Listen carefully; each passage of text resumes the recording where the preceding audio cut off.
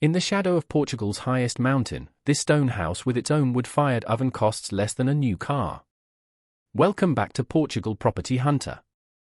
Every week we find a real property, currently on the market, and break down exactly what it costs, what it needs, and whether it actually makes sense as an investment. No hype, no fixer-upper fantasy, just the real numbers. After the plains of the Alentejo and the river valleys of the Douro, today we're climbing into the mountains. Let's start with the property itself. This is a traditional stone house in Aldeias, a small village in the municipality of Gouveia, sitting right inside the Serra da Estrela Natural Park. It's a 3-bedroom home, 178 square meters, listed at €45,000. That's the biggest and most complete property we've covered so far, and it comes with something none of the others had, a traditional wood-fired bread oven, still intact. Walking through what's here, the house is built from natural stone, spread across a basement and 2 floors. The layout allows for 3 bedrooms, 3 bathrooms, a living room, and a kitchen, with the lower floor suited for storage or a wine cellar.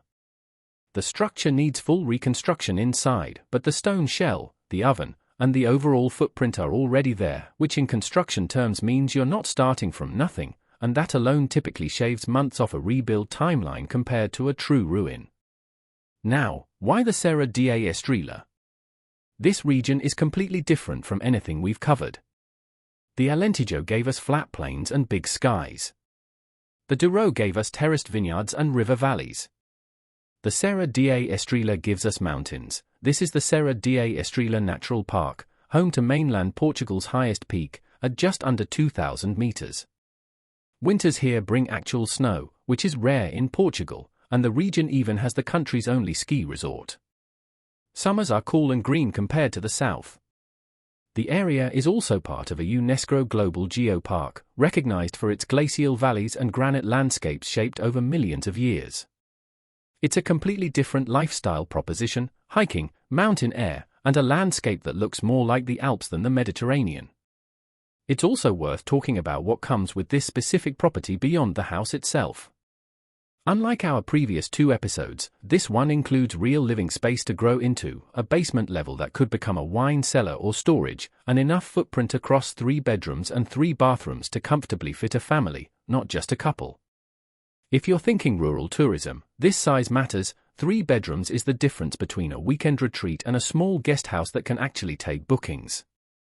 On practicalities, Aldeias sits about 10 minutes from Gouveia, a proper town with schools, healthcare, and shops, and roughly an hour and a half from Porto's airport, or around 2.5 hours from Lisbon. That's closer to a major international airport than our Douro episode, which matters if you're planning regular visit rather than a permanent move. Mobile coverage and basic infrastructure reach the village, though, as with any rural stone house, water and electricity connection should always be confirmed before an offer is made. Let's talk numbers, because this is where most videos about cheap European houses stop being useful. Purchase price, €45,000. For renovation, we're breaking it into categories, and given the larger size here, these numbers scale up compared to our smaller properties in previous episodes. Roof and structural repairs, €15,000 to €20,000. Plumbing and electrical for 3 bathrooms and a full kitchen, brought up to modern code, $12,000 to $18,000. Insulation and windows, which matter even more here given genuine mountain winters, €6,000 to €10,000. Interior finishes across 3 bedrooms, 3 bathrooms, a kitchen, and a living room, $20,000 to $30,000, depending on finish level. All in, renovation lands between €53,000 and €78,000, putting the total project between €98,000 and €123,000. For a fully restored, 3-bedroom stone house inside a national park, that's still well under the cost of a small apartment in Lisbon or Porto.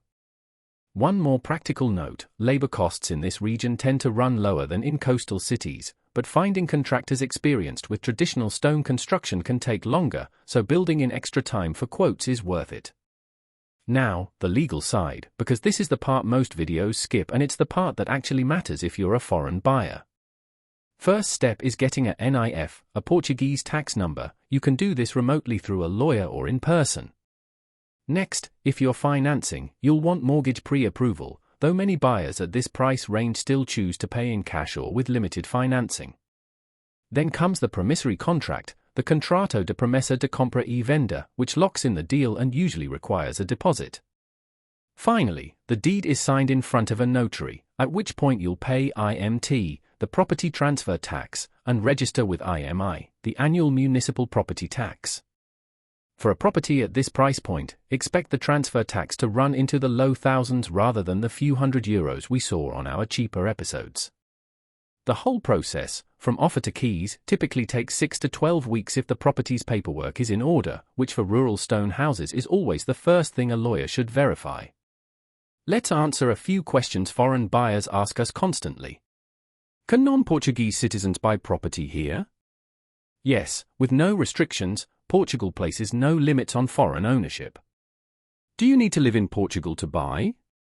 No, the entire process can be handled remotely through a power of attorney. And is rural Portugal actually safe to invest in long term? Portugal consistently ranks among the safest countries in the world, and property in natural parks like this one tends to hold value well precisely because new construction inside protected areas is heavily restricted, which limits future supply. So what could this actually become?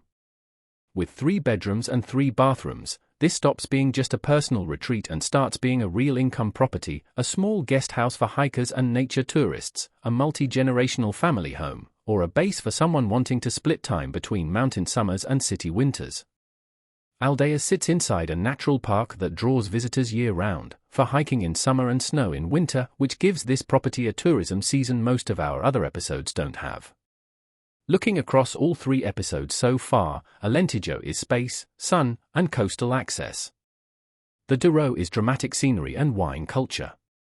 The Serra da Estrela is mountains, cooler climate, and, with this property specifically, genuinely more livable square footage, closer to a major airport than the Douro option.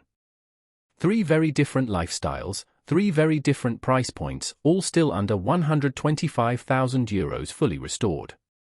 Full cost breakdown and sources are linked in the description. If you want to see a new region of Portugal every week, subscribe and let me know in the comments which region you want us to cover next.